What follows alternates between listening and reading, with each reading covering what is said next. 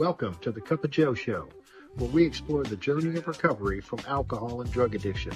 One story, one conversation, and one step at a time. I'm your host, Joe, creating a safe space for honest discussions about the challenges and triumphs of addiction and alcoholism. In each episode, we'll hear inspiring stories and uncover tools that make healing possible. Sobriety is not a one-size-fits-all journey, and you don't have to face it alone. Recovery is possible, and it's worth it. Thank you for joining the Cup of Joe Show. Now let's get started.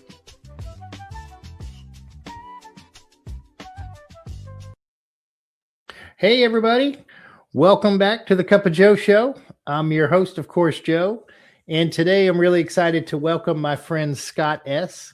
Scott's been sober since April 16th, 2012. He's the proud dad of 3 kids, Skylar, 21, Tia, 19, and Holly, 11. And he recently married Rachel, who he affectionately describes as a normie. Scott is a natural builder, inventor, and problem solver. Whether he's designing, fabricating, or fixing things for himself or others, creating is simply how he's wired. Professionally, he spent his career in neuroscience and is currently leading innovative engineering and fabrication work. He is always finding better ways to build and improve what's in front of him. Scott's story is one of steady recovery, creativity, and showing up for the life he's built. So grab a cup of coffee, settle in, and let's get into it. How you doing today, Scott? Doing good, Joe. Well, thank you. Thank you so much for your willingness to share your story. Sure. I didn't mention in your intro, but it made me think, you and I came into recovery around the same time, and got sober in the same year, just a couple months apart from each other. So you've been, you've been in my recovery story for, for a long time. Exactly. So it's kind of cool. And I'm grateful that you're here. So what was it like growing up, Scott? Well, I felt like I was pretty normal, or, not normal, but I liked the things that I liked, and pretty much the same. I mean, I would go out, explore in the woods and find things, get into trouble, or not into trouble, but, I just reminded, because my daughter was talking about going and looking for abandoned houses and stuff recently. Or just, anything, and going and exploring. And I was like, yes, I love it, because that's what I used to do. Exploring was so much fun. But that was just kind of my thing. Like, I've always built, fixed, been intrigued with anything and everything, living, not living, mechanical. The only thing I haven't figured out yet is myself, but that's why we're here. So that is true. It is kind of, it is what we're working towards, I guess. And so kind of just to talk a little bit about drinking and what were like your earliest kind of attitudes towards like alcohol and drugs and that kind of thing? I mean, was it normalized in your environment, or? Yeah, so it was very normal in my house growing up. Both my parents drank, and I didn't think heavily, but it was. But they weren't, out of control or anything like that. But I thought it was normal for your parents to slur every night after dinner, So grew up with that, and then I think the first time that I tried it really, other than sips of my parents, drink sitting there on the couch, hey, could I try your beer? And they'd let me try something, and I'd be like, oh, that's gross, or whatever. But then the first time that I got into my dad's liquor cabinet and mixed a bunch of stuff, put it all in one bottle, worst idea ever. And me and my friends snuck out of the house and went down to this graveyard. And we sat down there and got drunk for the first time. It was probably like 13 or so. And that would just tasted awful. It was absolutely horrible. It was lots of just bourbons and stuff. To this day, well, of course not now, but I don't like the smell of whiskey or bourbon. Never been able to drink anything like that. Now, had I put vodka in that, it'd probably be a different story today. I'd be a different person because that was definitely my choice. But yeah. So from there, it was, I guess it was like a year later, my dad had brought home some, um, they called it Labo. He's the neuroscientist. And so this was actual 200 proof laboratory grade alcohol. Yeah. 100% alcohol. And so they just put fruit and stuff in it. Well, it's so ridiculously strong that a sip is like a big gulp. I mean, so me and my friends were like, "Ooh, let's see what this is." And so I got this big tumbler glass, and I dipped it down this thing, and I just drank it, and I was like, "Yeah, I don't feel anything." And so I had another one, and we went downstairs, and last thing I remember is that second drink. Um, what my friends told me the next day was, you know, I threw my shirt in the fire. We had a fire downstairs in the basement, and I was under the pool table and all these things, these funny things that I did. And I didn't remember that. I didn't like the fact that I didn't remember it, but I did like how I felt, and that was pretty fun. Um, so things things really didn't go anywhere from there till like on a regular basis. I was kind of a normal college drinker, through college. Because of the normalcy with my parents, there wasn't the I can't wait to get out of the house and drink because I was allowed to drink. They bought my friend and I's liquor, beer, everything that we wanted for our senior prom, as long as we were going to this house that we were going to and staying there. That was the agreement. Well, sure. So, and that's exactly what we did. We didn't have any reason to leave. I mean, we were all going to this house and we had a shitload of liquor and everything is great. So, did that. I got horribly sick. Alcohol poisoning was not good. This was starting to change my mind about drinking because when I did, it was really overboard.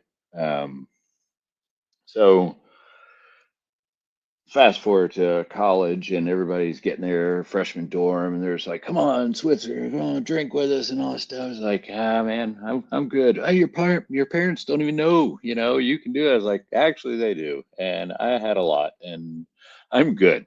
I'm going to really actually concentrate on school for the first time in my life. And I did pretty good. Of course, I couldn't afford beer. So can't drink beer. I can't go get free drinks from the bar because I'm not cute, you know. So nothing really, freshman, sophomore year, college really. And things were kind of just normal, drink beer with your friends and all that stuff. I think when my relationships and things started to affect me, is when so I got married young and younger, early 20s.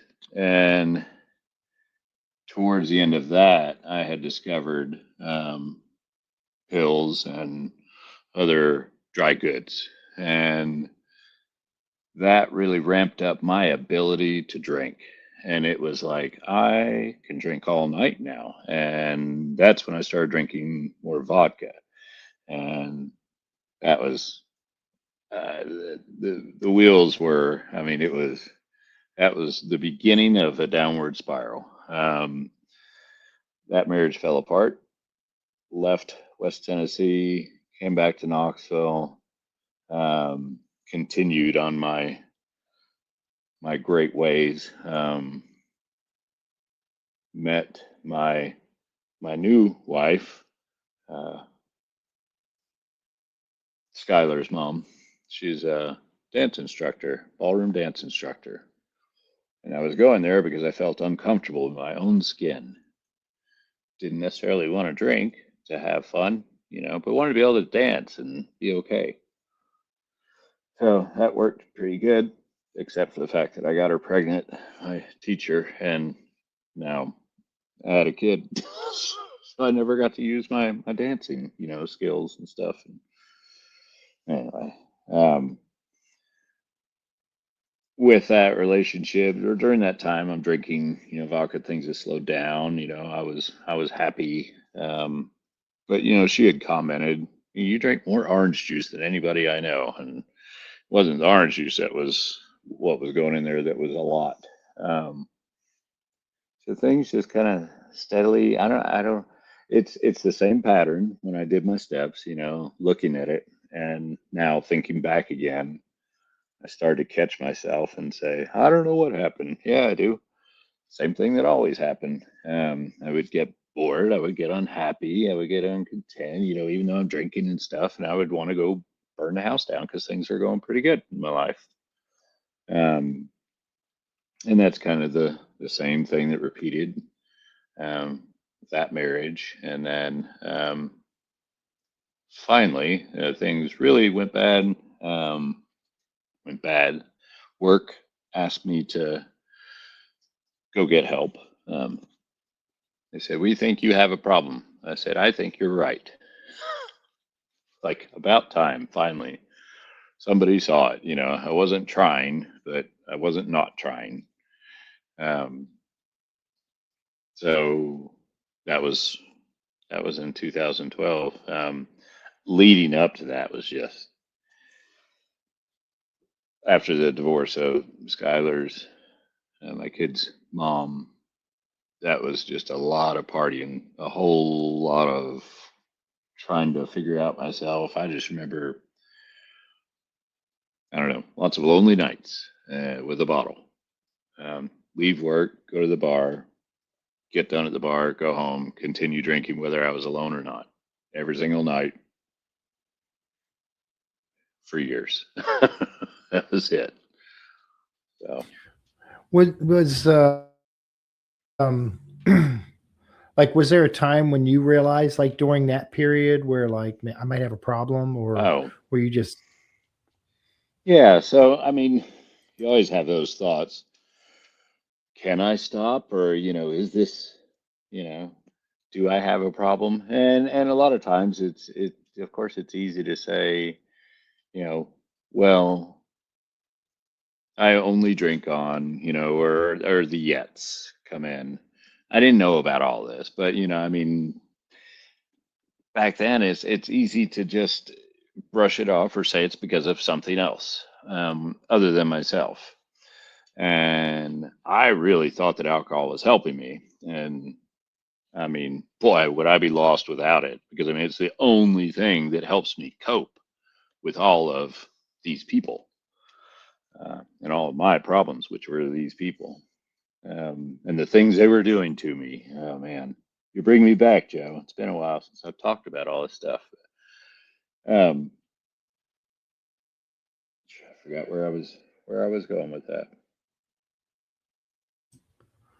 well, I think I mean, what we have in common, I always say this, guys, like, alcohol really wasn't my problem. It was my No, solution, that was it. Yeah, you know? yeah, yeah. And so when I got to AA, and I learned, I always tell people the biggest relief for me was that I wasn't in charge. Somebody told me that I wasn't in charge anymore. I never was, but told me that I wasn't. God had this, or whoever, and that all I had to do is worry about me, my actions, what I do, and everything else will just kind of do as it will. And it just seems so simple, and then it seems silly. But I grabbed it, Joe, and I was like, this is it. My whole life is this simple. It's because I'm very complex. I think of millions of scenarios just for work. I mean, like, I can take things apart in my head and put it back together. I mean, it's just very something so simple as that, and it still blows me away, that letting go, or realizing that I don't have any power over you, or anything else, is it's just magic. It was the biggest relief. I've never felt like I belonged anywhere or anybody ever got me, till I got to AA and kind of said that kind of thing. It just, I don't know. It's good stuff.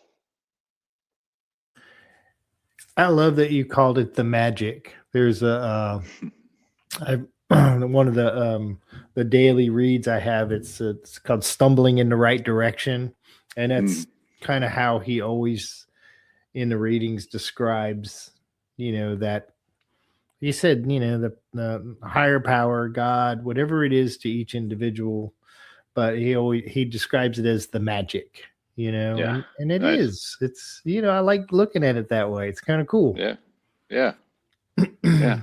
I don't have to understand how it works, and would it ruin it if I knew? I don't know, probably, but Yeah, we don't have to know, but so what was some of the biggest challenges you had early on? early on sobriety Yeah, or well, either.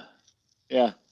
Well, yeah, and just general life. I mean, low self-esteem, not fitting in, just never really felt like anybody truly got me, or people were always out to get me. I did not do well in school. Um, Not a good test taker at all. I have ADHD, diagnosed when I was a kid, but my parents were like, we're not giving him medication. So instead, they did nothing. So that helped. Um, there wasn't much to do then. There wasn't anything but medication. It wasn't like people didn't understand it. Um, so when I started diagnosing my own kids with it, hey, but then I find out that a lot of people, it seems like, that are alcoholics also have, the other bugs. Um, so sorry, Joe, I keep getting not distracted. I'm just tired and it's late. I forgot the question. No, I was just, early on in your Oh yeah. in your recovery, what Mhm. was those early days like, or what were some of the challenges you had? Yeah. So for recovery was work. I was just so fearful that, well, number one, I was going to lose my job. But they're the ones that sent me there, all this good stuff. Um, Trying to fit in outside of work. I mean, work was okay because people knew, you know, most people knew where I went for those, a little bit of time while I was away, and very supportive. Um, Outside of there, I was at Park 40. I lived there. Um, that was, yeah, I remember going to the 10 o'clock, the noon, the 5, the 8. The hardest thing for me though was just the habit of places and everything that people do and they have a drink. And still it's just weird. I gave a great analogy to I got married a while ago, and my best man had also just stopped drinking. He's not one of us, but he just decided he drank too much. He's getting older. It just doesn't feel good anymore. I was like, yeah, I got you. So we actually had a alcohol-free bachelor party. I didn't care if anybody drank, but what I wanted to camp and I wanted to go whitewater rafting. So that's exactly what we did. We camped, sat out by the campfire, and didn't drink alcohol. And he's this other guy that was with him. He's newly sober. Now he did have a problem. I don't know if he made it into the rooms or not, but he's he needs to anyway. Long story short, he's doing good. Um, so we're all sitting around, and we start talking about how odd it is that people um, who don't or who do drink, give people a hard time about it that don't drink.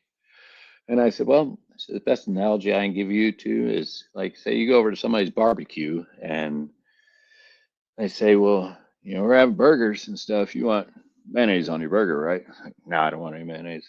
What? What do you mean you don't want mayonnaise on your burger? It's a barbecue. You gotta have mayonnaise on your burger.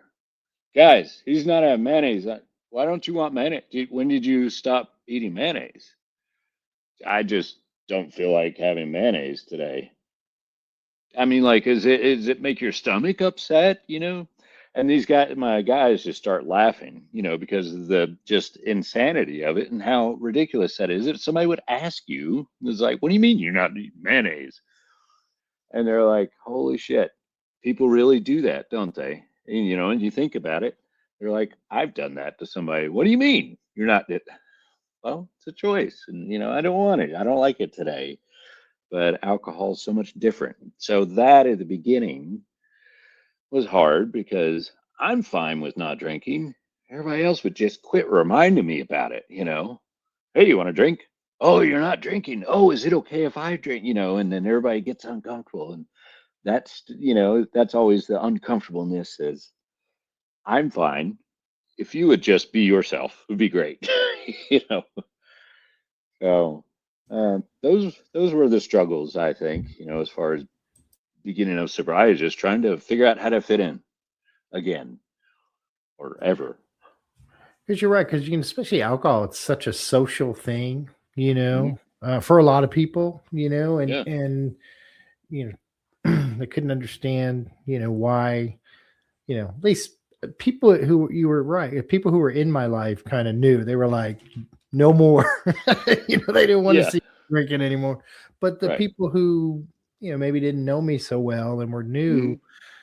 I came up, mine was, whenever I'd be asked, I would tell them I was allergic. Yeah. I have Right. an arrow. I just said I was allergic, and then I would, if they kept pushing, I'd say, "Look, I break out an asshole in handcuffs, right?" Yeah. Exactly. So you probably don't want me drinking. Yep. Um, what were some things that maybe you weren't prepared for? Getting sober. Was there anything that Mm. stands out? Uh, I talked about before, I went to the bar all the time. One bar or another, different years of my life, different bars, different people. Um, it was realizing that, I mean, I wasn't a fool thinking that these people were my friends, but we were just all sitting around, drinking ourselves to death. I mean, just watching each other kill each other, kill ourselves. I mean, it's just, I don't know. Gosh, I don't know, Joe. It's kind of, that's the insanity of it, isn't it? Yeah, it That is. we do that, for sure. Here, so you're early on sobriety, and one of the things, I love what you talked about, basically surrender, Hmm. and so can you kind of talk about what does surrender mean to you? Yeah. So we have a chaplain at our work. It's been really nice for me. Bounces around and comes in every Thursday and spends like 10 minutes or so talking. And he has, um, he's more about the other book. Um, and I'm teaching him about the big book, um, which he knows about. But we were talking about the surrender of it because he was talking about somebody who needs help, that he is trying to get to me or to somebody. And I agree. I was like, he said, I might call you. And I was like, look, I, anytime, if it has something to do with a whatever, anybody that knows me, whatever, I will drop what I'm doing. You just tell me. This is somebody's life, is what I was telling him. if he's willing to surrender the possibility that things might not be the same, for the rest of his life. And that was the biggest thing for me was, surrendering it to God was easy at that point because I kept trying to do it for myself. I kept trying to figure it all out, I kept trying to blame. I kept trying to do a lot of things. Like I talked about a while ago, just saying that, it's not up to me, just that the power of powerlessness, is I am so happy that I didn't have to try so hard anymore and I could just really focus on the rest of what's going on. When I first got sober, I have some of the best stories when I first got sober of things that happened. And then I realized that years have gone on, things don't happen much anymore. Yeah, they do. I don't look for them anymore. They're everywhere all the time, and I haven't been in the rooms as much, over the last few years. I mean, I've been sober a while. That doesn't mean, but where I'm at, I know I'm in an okay place. I want to go, haven't made time. But getting to talk to this pastor and having this chance that somebody needs my help is really nice. Is a great feeling again. Uh, but shit, I got sidetracked again, Joe. You're doing great, Scott. It's okay to be sidetracked because and I think kind of where you were going, maybe. And it was actually a question I wanted to ask you is what has service played? What role has service played in your recovery? It's everything, in my opinion. It's the only thing. That's how A started. His service. It's helping somebody else. I can't do anything to help myself. And every single time I start to get miserable now, upset, or anything, I was really getting in a slump. A few months ago, before I got married, things were really busy. I was getting stressed out, all these things, but I love chaos. And I know that. And so I stopped one day and I'm just like, my hair's on fire, just like, oh, well, it's this. Well, I've had too much coffee. I'm, all these outside things must be this, must be this. And I was like, hey, hang on a second. And I stopped and I was like, you remember when you used to do an inventory every night before you went to bed? And I just breathed. I just took a deep breath without even thinking about it when I just said it. I was like, God, what is going on? Oh, I tried to get control back. That's what happened. Jeez, it really doesn't work. I think my favorite thing somebody said in the room one time was, God did not wake up this morning and think he was you. I suggest that you don't do the same. And it was like, yeah, yeah, I guess he didn't go, well, I'm going to take it easy today. I'm going to be Scott. Well, let Scott take care of everything else. That's ridiculous in every shape, form, fashion. It just doesn't. It makes it so silly that it makes it not. That it makes it work. What a great way to put it, too, Scott. I I will quote you on it, but I will probably steal that as well. Yeah, yeah. So I guess what are some of the best things that have happened to you in sobriety? Man, I golly, I learned who I am. It's just the biggest thing. I'm still learning. I'm not real happy about a lot of it still, but it turns out I'm stuck with myself. So I'm just learning how to adjust and deal with that. But when I got sober, I went on a big fitness thing. We got to take our attention and go other places. But really, that was because um, I had my daughter Holly, and I was like, "Holy cow! I'm gonna be like 60 by the time she graduates high school.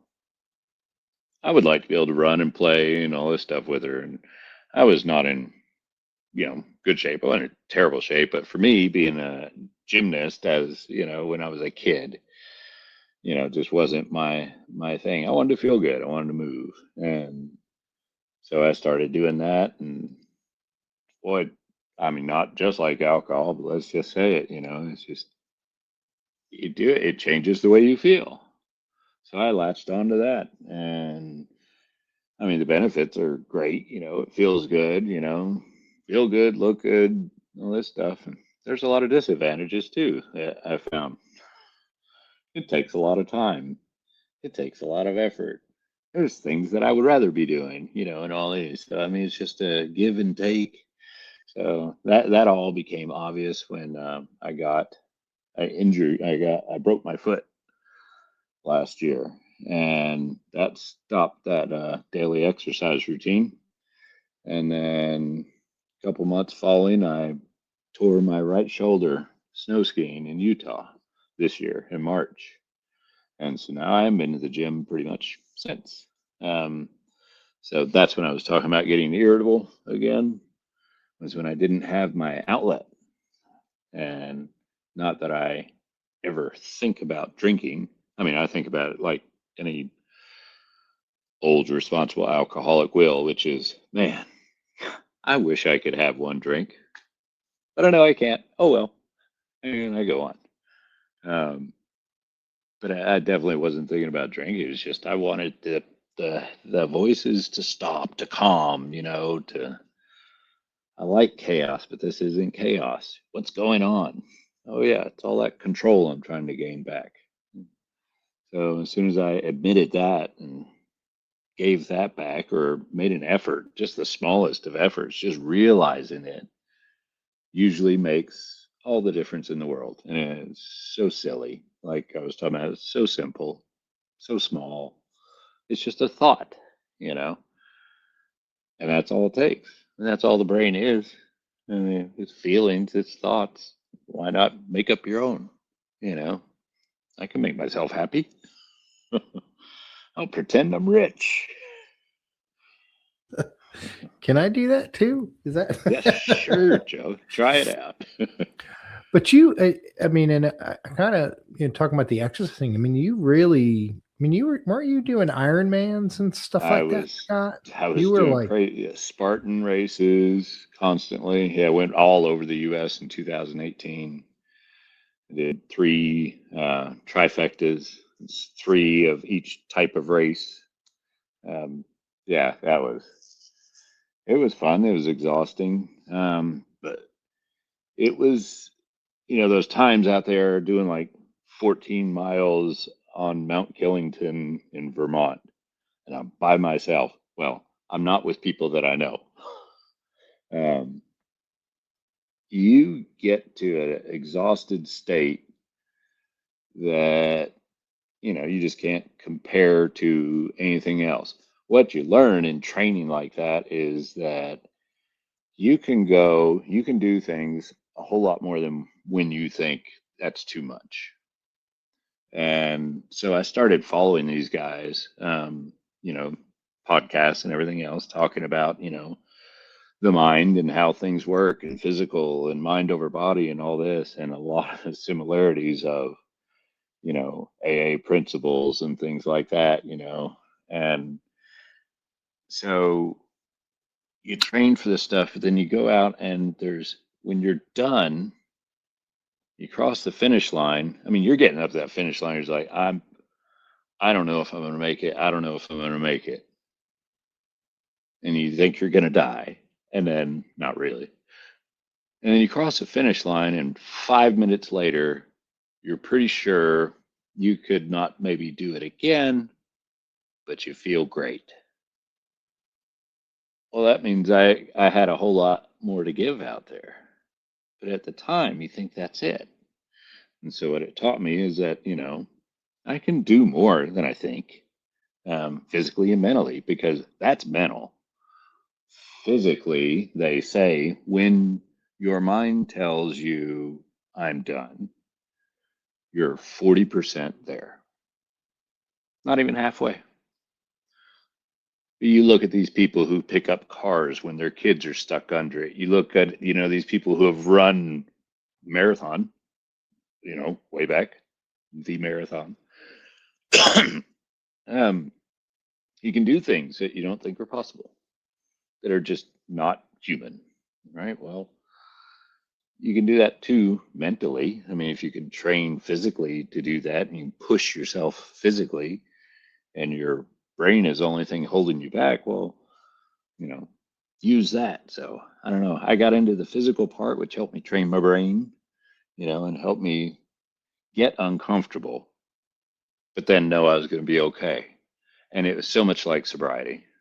Just like, all right, this is going to suck, or it's going to be great. I don't know, but we're doing it, and you just kind of show up. And I just went. I had such a strict schedule of Tuesday and Thursday. That was it for an hour. That's all I did. And everybody was asking me, how many days you work out? I worked out 2 days a week, Joe. 3 at max when I was doing Spartan racing. That was it. But it was hard workouts, but Yeah. it was, I don't know. I love the physicality of that. I don't hate that I'm older. I mean, I kind of here somehow, but injuries not catching up with me, but these were bad enough to really stop me in my tracks. And so I've been bummed about that, but I don't have my outlet. So I've been Yeah. No, building instead. but that, and it's important, you said the outlet, and we can get into really positive outlets, you know, or like me, I got into a really negative outlet. I mean, I turned to food when I got sober, and I Yep. always, you know, I mean, I literally put on 100 pounds in sobriety. Now I'm trying to get that off, and I just turned 56. Yeah. It is not easy anymore. It's not No. like, but it's like something. If I want to be around for my daughter, who's Right.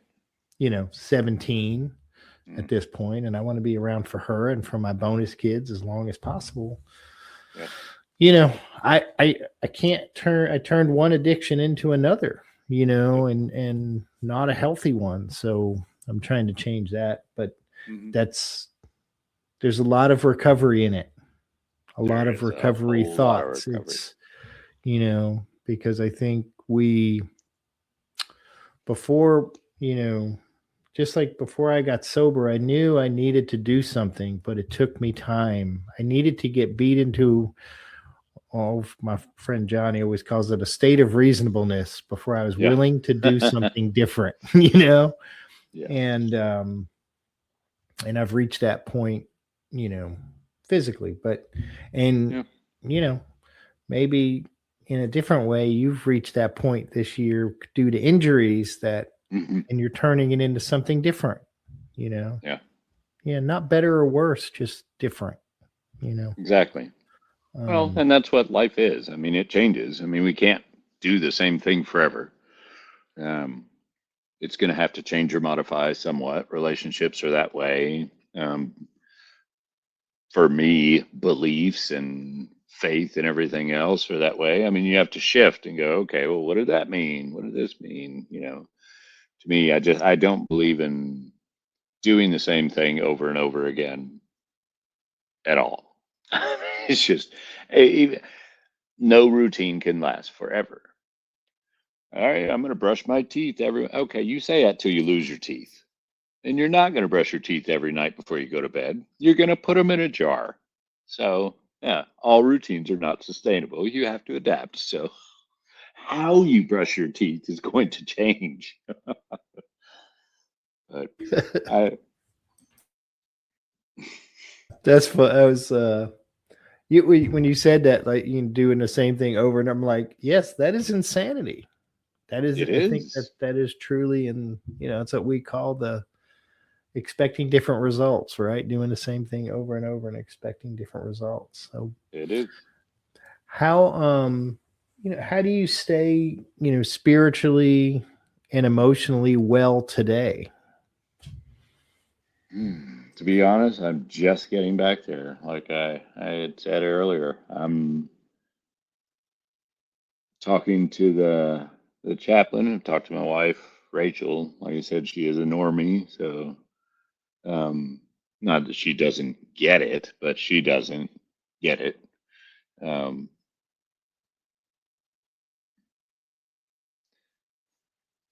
I keep having to have these moments with myself, like I said earlier, just really doing inventory. And oh my God, oh, this one, gratitude list. All right. I don't ever like to physically write anything down. Um, I just don't like to write. I like to draw. I write numbers and lines, for building things, but that's it. Um, but man, just thinking about a few things that I'm grateful for so quickly, it just shuts so many little voices off for me. It's just dumb. Everything is just, I've been through so much for little things like that. Um, God, what was it? Tom, what was it he used to say? There are no big there or something. He had, you know who I'm talking about. Tom, Brushy Mountain Tom. Was it Tom Wells that you were? Is it Tom Wells, or am I thinking of a different Yeah, Tom? I think. Yeah, Oh, well, he would always say, something about that. I can't remember what it was, but yeah. Anyway, lost it again, Joe. okay. Listen, it's I'm pulling. I'm pulling that out of you, Scott, Yeah, because yeah, yeah. Keep rolling. and it's uh. So, what does a typical day in your life look like today? Like in Yeah. So for me, I get up way before anybody should, um, and it's gotten worse and worse.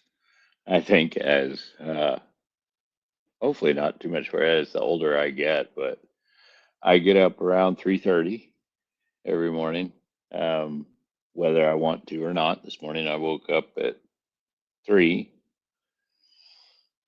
I heard the wind blowing and decided it was just time to get up. So woke up before my alarm went off. I guess that's why I keep wandering off too, Joe. I mean, I've been up since 3 o'clock this morning. That's a long time. But, so get up in the morning. We would normally go to the gym, and then I would get ready to go to work. Um, I work at the business shop, fixing things constantly all day. Um, a lot of fun there. Afternoons, I mean, I honestly, I work a lot now, and that's what I realized was that I'm maybe not dealing with things as much with that, but I am definitely doing it. Whatever, but spiritually, that goes back to what you were asking before. Um, I'm not, I don't go to meetings, but I really try and do, like I was saying, just an inventory of my day more now. Um, but yeah, life's crazy schedule of kids and dogs and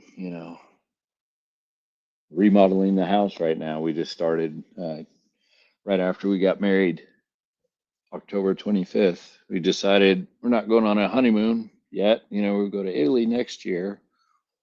But we've really been wanting to remodel the kitchen, and she wouldn't let me do it because the wedding was too much planning. And so, bam, I pulled the trigger. So the cabinets are back in. all the walls are gone in the whole downstairs except for the stairwell. So yeah, that's kind of my day. Long days of building, creating, and making cool stuff. That's what I like. I wish you could see your face when you say building and creating, and like the Mm, smile on you. It's just, you could see that, just the joy that it brings you, which is cool. it's my happy place. Yep. Yeah, that's not a bad thing. Um, No. so what would you say, to somebody maybe out there listening who feels like they don't have any hope? Mm. Man, you see so many. I thought I was at the bottom, and I was. Interesting thing that you learn. I thought I was at my bottom, and I was. I met lots of other people in the rooms, and their story was either way worse or really not as bad at all, or, pretty much the same. And what I realized is that's everybody's worse at that time for you. It doesn't matter what somebody else did. The elevator, you can choose where you get off type kind of thing. It really is so important to realize that you don't have to lose everything to start getting some things back. I was very fortunate, and I am a one chip wonder, as we call it. I don't want to say what that means, 'cause I'm looking for wood and I don't have any handy. Let's just say I've really enjoyed my AA time, and I don't want to go back out there. But it's golly, it's a ride. It is the beginning hope. I think it's just not knowing what's going to happen next when you first get sober. What are you going to do at my nephew's birthday party that we always do this, we always do that? And I tell you, it was like, I don't have an answer for what you're going to do, but I can tell you what you don't have to do. You don't have to eat mayonnaise. It's what you don't have to do. you know, don't eat the mayonnaise. Just tell people you don't want mayonnaise today. Um, but for me, it's the way I've dealt with it more than anything else, and the hope and all is just I like to make fun of situations like that. The mayonnaise. I mean, you might as well laugh about it. I mean, I would rather laugh than get angry or cry or something else. And there's plenty to laugh at. Think of the ridiculous things that we tell ourselves to have a drink to make things worse. That's laughable.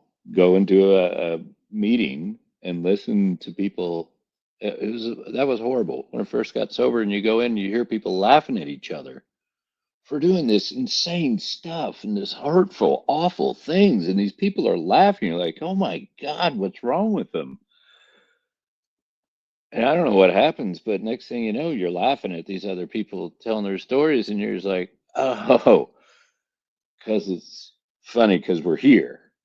It's not funny because you did it. We actually made it. We can laugh at it. That's what I get to do. We get to laugh at it because I made it this far, Joe. That's a big deal. It is. You reminded me. Uh, if you remember old Rick, he used to say, a Yes. bottom isn't a place. Oof. It's a feeling. He said, Yep. for some of us, it takes living under a bridge, and for others, it's a dent in a Mercedes. He said, Yeah. most of us are somewhere in between. You Yep. know. Exactly. Very So, true. so is there anything you wanted to talk about that we haven't? I just need to. I need to get back to the rooms. I enough. We all know why we go, not for somebody else. I know I'm going to help somebody if I go, but I need to go to help somebody so I can feel better. It's so stupid. Why does it have to be so easy and complicated? I used to tell my sponsees, I said, here, this is a perfect way to understand what it feels like to help somebody else, to make yourself feel better. Any day of the week, go to the grocery store and get out slow of your car, look around. You'll see somebody with a cart. They're almost done with their cart. Don't be creepy, but make your way over and ask if you can take their cart. The look on this person's face will be a shock, and they will be delighted or pissed. Those people are weird, but most of the time they're absolutely delighted and can't believe that somebody would do something, a stranger would do something for them. I say, just go up and say, take your cart back. Oh my God, thank you so much. No problem. Well, that was so nice. And you just take that cart and you walk in that store, and I guarantee you'll be smiling. And if you're not, I don't know what's wrong with you, you know. But you just made two people smile. Those people smiled. You get to smile.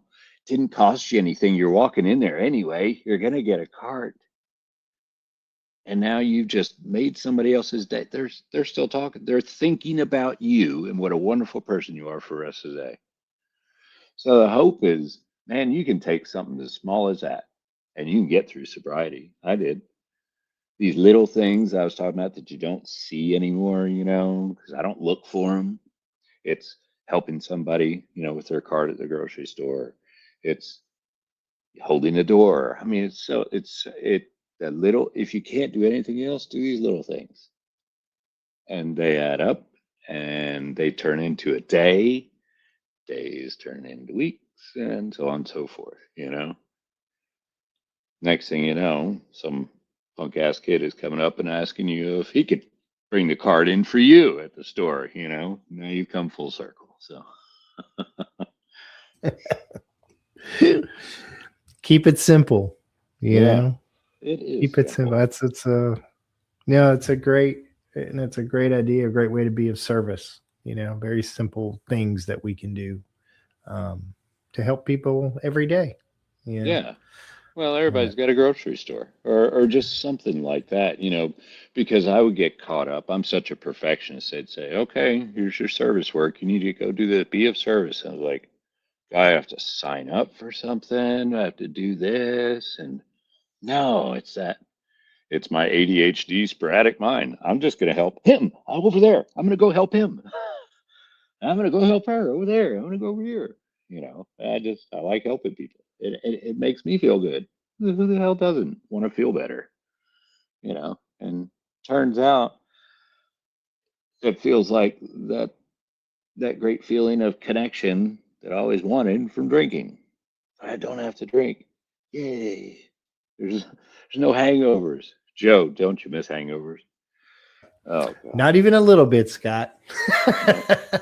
Not even a little bit. Thank goodness. Like COVID and everything else, all these sicknesses and stuff. And still, I'm just like, this is bad, but it's not daily and it's not, why would anybody want to feel this way? It's hard to imagine today, but I don't want to forget about it either.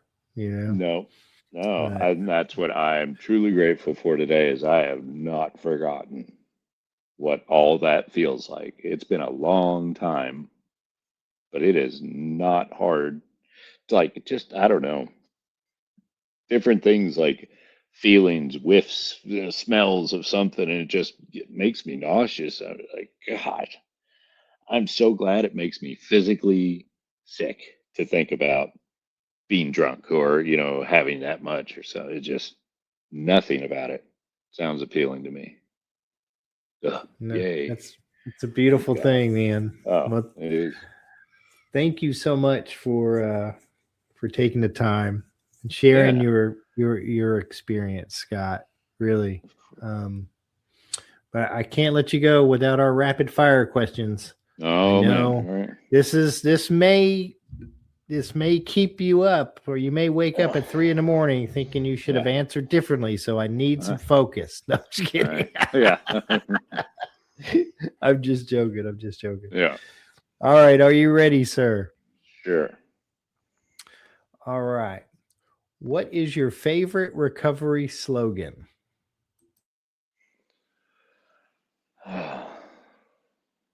What is it? Let go, let God, or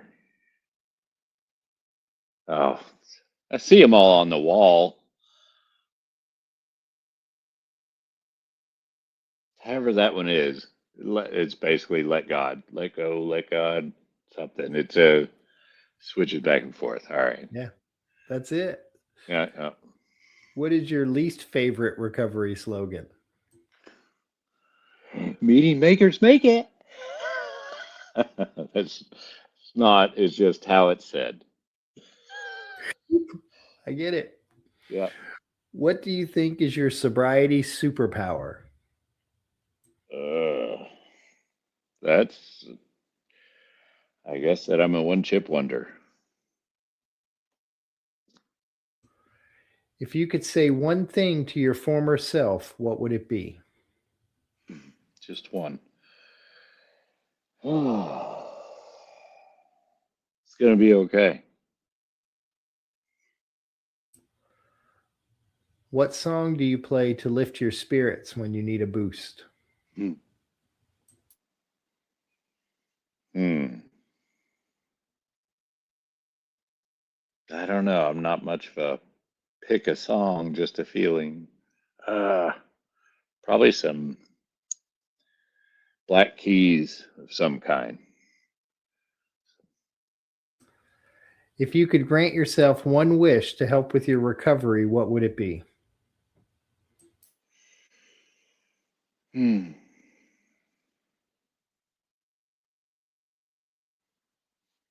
The the will or the whatever the word is to get my ass down to a meeting and go be present. My old sponsor used to tell me, pray for willingness. Yeah, that's Pray it. for Yeah, willingness. yep, Yeah. yep, yep, yep. What step do you love the most? Oh gosh.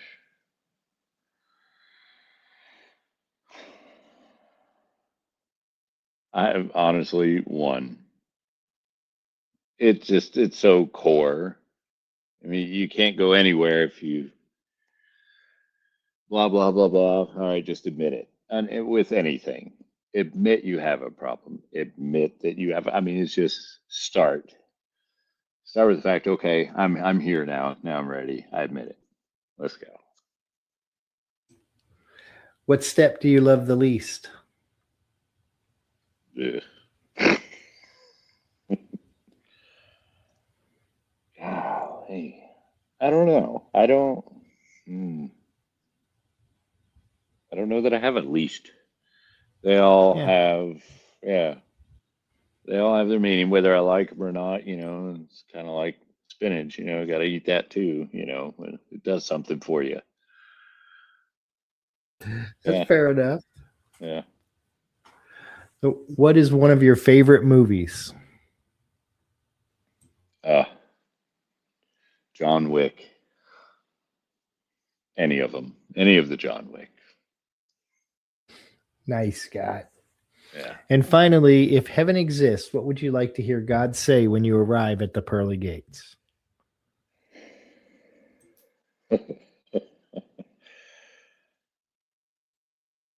I have a lot of questions. I don't know.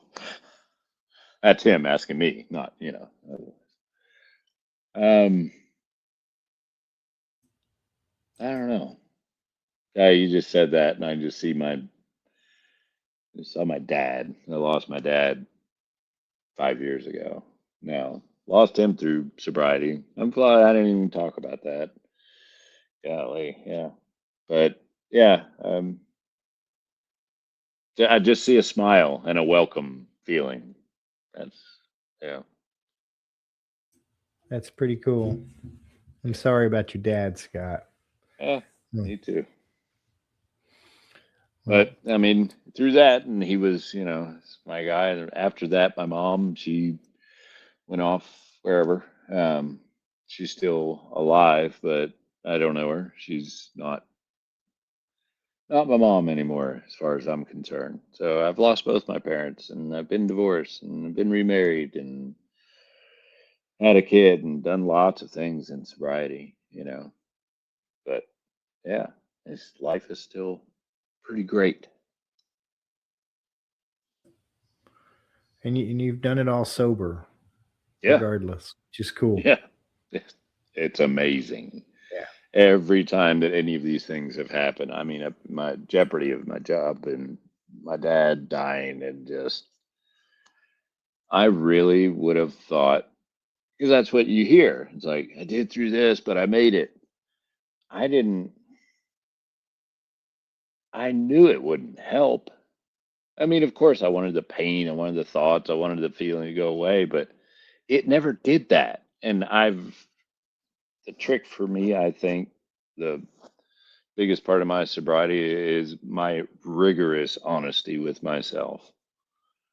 I am such a bullshitter, but man, when I went to AA and I learned how to call myself out because other people were calling each other out, like blatantly, I was like, dang, you say that about somebody. It's so true, but gosh, I can't believe you'd say that out loud. And that's just been kind of my thing. I was like, okay, well, that's how I talk to myself in my head. Like, oh, okay, you're gonna go do that, dumbass, or whatever it is in physical. We all have that head. Oh, you're gonna jump over that. You're not as young as you think you are, and then you do it and you get hurt. And the one that goes, dumbass, that one. That one is really loud and obnoxious. I think he's from New York. I'm not sure. In my head, that reminds me of playing the tape all the way through and remembering. I have no problem remembering. It's so easy it would be too easy to go back into. And I know where I would end up. That's the rigorous honesty part. If I never had a drink before, why in the hell would I think I'm going to have one today? No way. Yeah. Yeah. Sometimes the committee in our head really pays off. Yes. Sometimes. Yeah. Well, thank you so much, man, for taking the time and for sharing Thanks your for having story. Yeah. You're welcome, brother. And Yep. for the rest of you out there, please subscribe to our friends at thedailyponderables.com, your recovery source for inspiration and encouragement every day. A new episode of The Cup of Joe Show is released every Thursday at noon. Visit thecupofjoeshow.net, or you can listen to the show on your favorite podcast apps, Podbean, Apple, Spotify, YouTube, and others. Just search for The Cup of Joe Show. Don't forget the. Please like, follow, subscribe, and share, because someone out there needs to hear this today. Have a good day, everybody. It's just a laid-back vibe, baby. We hope you enjoyed today's Experience, Strength, and Hope. We are so grateful you decided to join us. Please share this episode with someone who might need it. Also, don't forget to like and subscribe. Remember, no matter where you are in your recovery journey, you are not alone. Reach up and reach out to someone. Please do not suffer in silence. Until next time, let's take it 1 minute, 1 hour, and 1 day at a time. Thanks for listening to The Cup of Joe Show.